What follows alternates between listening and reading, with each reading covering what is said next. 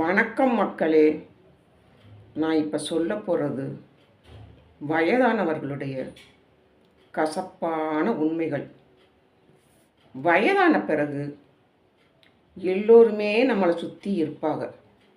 ஆனால் நம்ம மனசுக்குள்ள நம்ம தனிமையாயிட்டோமோன்னு ஒரு உணர்வு இருந்து கொண்டே இருக்கும். எல்லோருக்குமே தான்.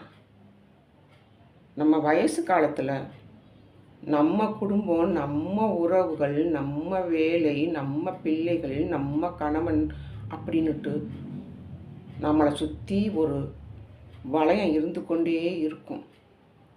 ஆனால் வயதான பிறகு அவைகள் எல்லாமே தலைகீழாக மாறிடும்.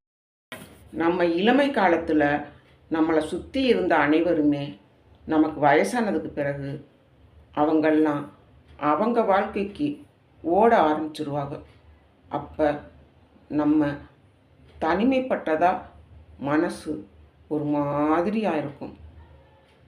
ஏதாவது ஒரு யோசனை சொன்னால் கூட இது இந்த காலம், அது உங்கள் காலம் அப்படின்ட்டு அவங்க நம்மளை உதாசீனப்படுத்துவாங்க. அப்பொழுதுதான் நாம் தனிமையை உணர்கிறோம். அப்போ எல்லாருக்குமே நம்ம முக்கியமாக தோணுச்சு. ஆனால் இப்போ ஏதாவது ஒரு யோசனை சொன்னால் கூட அது உங்கள் காலம், இப்போ காலமெல்லாம் மாறிப்போச்சு அப்படின்ட்டு அதிகாரமாக கூட சொல்லுவாங்க. அப்போத்தான் ஏற்படுது மனசுக்குள்ள ஒரு நெருடல். அந்த நெருடல் நம்மளை தனிமையாக்கி விடுது. இப்போ உள்ள மனிதர்களுக்கெல்லாம் வயசானவங்கக்கிட்ட பேசுகிறதுக்கு நேரமே இருக்காது. ஆனால் பொதுவில் நேரம் நிறைய இருக்குது, மொபைல் இருக்குது. ஆனால் பேசத்தான் மனசு இருக்காது. அதனால் வயதானவர்களுக்கு மனசுக்குள்ளேயே சொல்ல முடியாத ஒரு வலி இருந்து கொண்டே தான் இருக்கும். நம்மளை நாமே ஒதுக்கிக்கிறோம். பல நேரங்களில் நம்மளால் யாருக்கும் எந்த சிரமமும் வந்துடக்கூடாதுங்கிற நல்ல மனசு தான் நம்மளை தனிமையிலேயே தள்ளுது. கேட்க தயங்குகிறோம், சொல்ல தயங்குகிறோம். வயசான பிறகு புரிதல் அதிகரிக்கணும். ஆனால் எல்லாமே நேர்க்குமாறாக இருக்குது. புரியாமை, மௌனம், பேசாமை, இதுதான் தனிமை.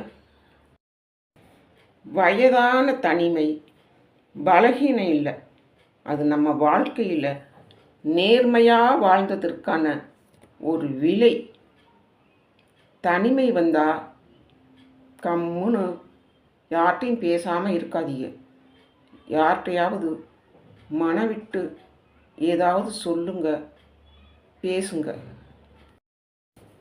தனிமை வந்தால் உள்ளுக்குள்ளேயே மூடிக்காதீங்க. யார்கிட்டையாவது நம்பிக்கையானவர்கிட்ட உங்கள் மனசில் உள்ளதை ஏதாவது ஒரு வார்த்தையாவது பேசுங்க. மக்களே, இந்த வீடியோ உங்களுக்கு பிடிச்சிருந்தா லைக் பண்ணுங்கள், மற்றவங்களுக்கும் ஷேர் பண்ணுங்கள், காமெண்ட் பண்ணுங்கள், சப்ஸ்கிரைப் பண்ணுங்கள். மற்றபடி இன்னொரு நாளைக்கு இன்னொன்று சொல்கிறேன். டாட்டா.